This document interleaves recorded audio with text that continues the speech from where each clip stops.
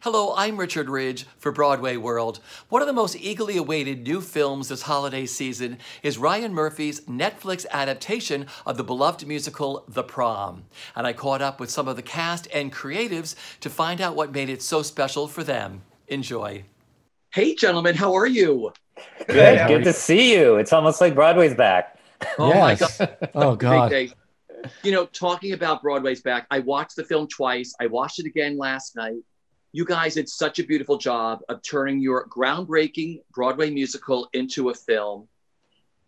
You know, I have to ask, my first question is for all of you. What have you each enjoyed the most about working on the film? So Bob, I'll start with you. I so appreciated our show being staying intact and making the transfer to the screen pretty well as it was on stage. I mean, we expected, in situations like that where your property is optioned, anything can happen. But Ryan was so respectful. He kept it together. He didn't cut any songs, and he allowed Chad and I to, write the additional material with him. So I'm just really, really grateful that it wasn't, that he really enhanced it, I think, in many ways. Yeah. Matt, for you. The scale of everything is just unbelievable. I mean, I'm not used to having 80 or 90 musicians play a song of mine. Just the string section alone, just having 48 strings play Unruly Heart and Dance with You and We Look to You is just thrilling, and it's very emotional. So it's been, just being able to kind of experience the score being really well respected. I mean, it's the score feels like the score. It's just the cinematic version of it.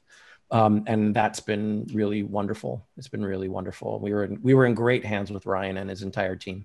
I think for me, the first hand set was just mind-boggling. We got there and they were doing the opening number, and they had built a Times Square inside the studio, inside this huge, massive building, and they had built a Sardi's across the street from it, but it was more like a Sardi's on steroids, with turntables and chandeliers and getting to meet the cast. It was just completely insane. And I think it sort of was like a concept when we were working on the screenplay, but when you actually get there and you're looking at this huge, massive, Hollywood musical, it just really, that day just blew my mind.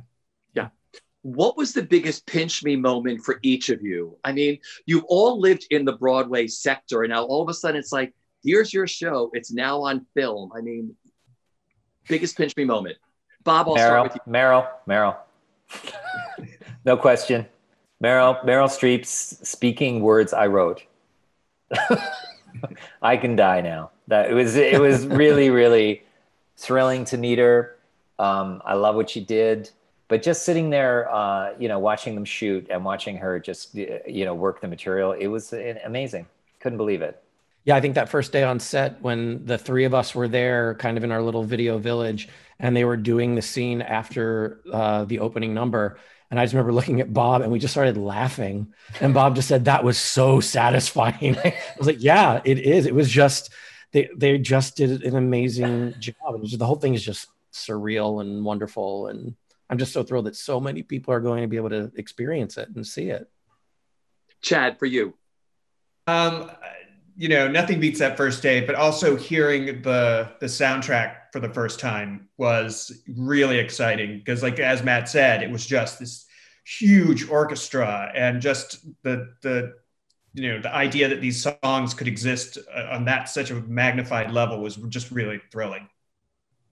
Let's talk about the changes that were made. I mean, the nice thing about this, you were able to open up the story. Certain things are talked about on Broadway that you can't add 10 other scenes into that.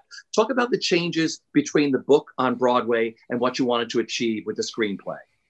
The adaptation allowed us to go deeper into the basically, for the most part, Barry's backstory and his relationship with his mother.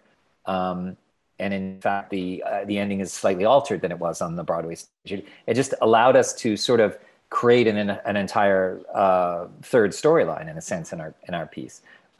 We also were able to have the grandmother appear, Emma's grandmother, which we couldn't do on stage. So that was satisfying. It was really satisfying to allow it to depict the journey down to Indiana in the non-equity tour bus.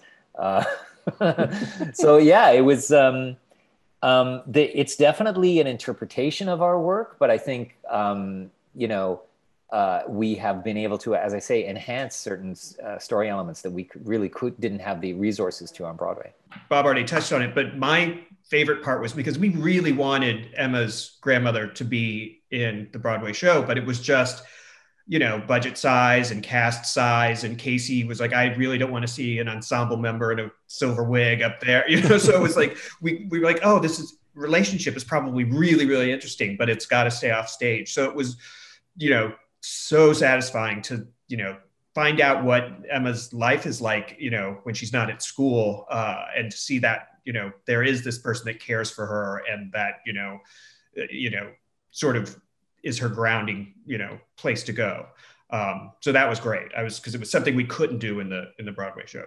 Your musical was groundbreaking and so relevant when it hit Broadway, but watching it again last night, the relevancy of this piece, like the PTA meeting reminded me of our White House and half of America. So, right. It blew my mind again, just the emotional impact that I totally forgot about. For each of you, talk about the relevancy and the importance of how many people are going to be able to view this around the world and the relevancy of the piece today. Bob, why don't we start? Oh, go ahead. Yeah, as I was saying before, it's really difficult to predict the zeitgeist when you're creating something, and it takes years. This took really 10 years from conception to this point. So it's in a way just luck that the film kind of sits perfectly in the zeitgeist right now.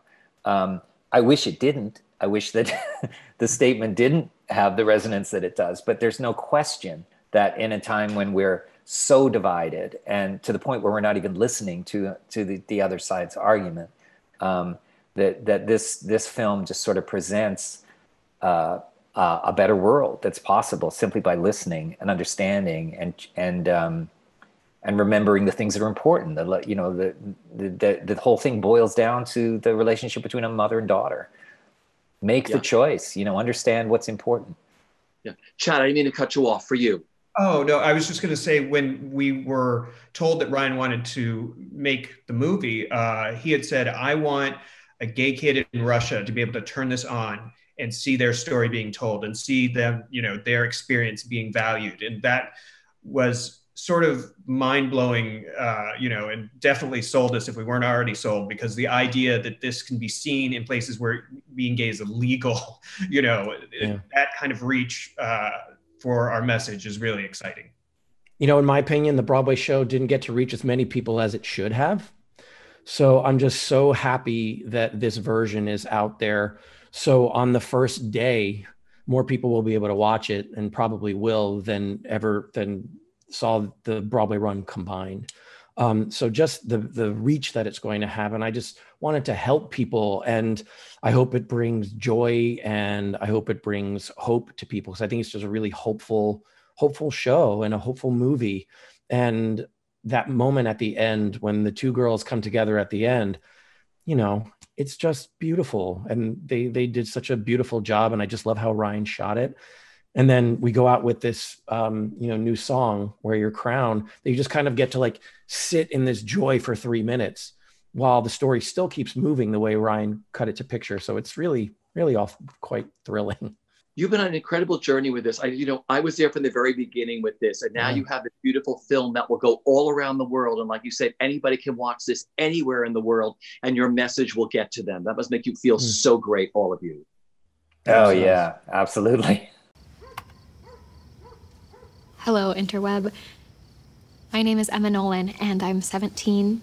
You might have heard about the prom in Indiana. I just want to go to prom like any other kid. All opposed. I know we all have stories to tell, and here's mine.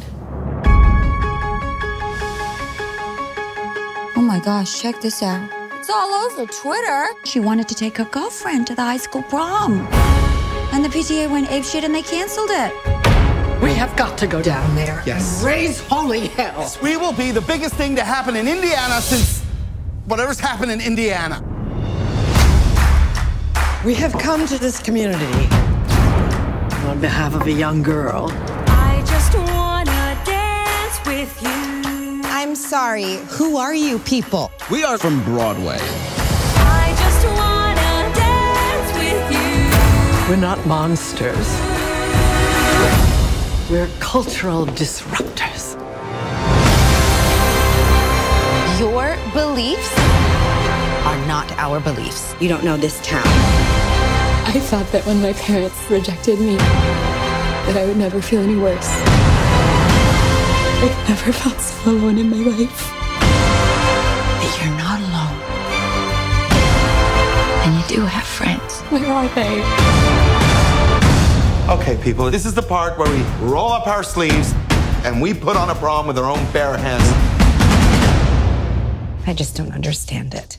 Well, I think it's brave. Let's get this party started!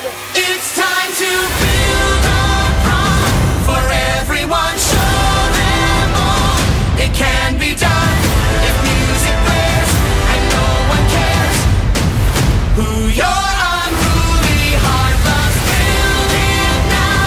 I'm gonna take a stand for all the people out there who love someone in a way the world just doesn't understand. Until that day comes, I say cue the drums and take to the floor. That's what the floor's for. It's time to dance. Okay, I admit that got to me. It's time to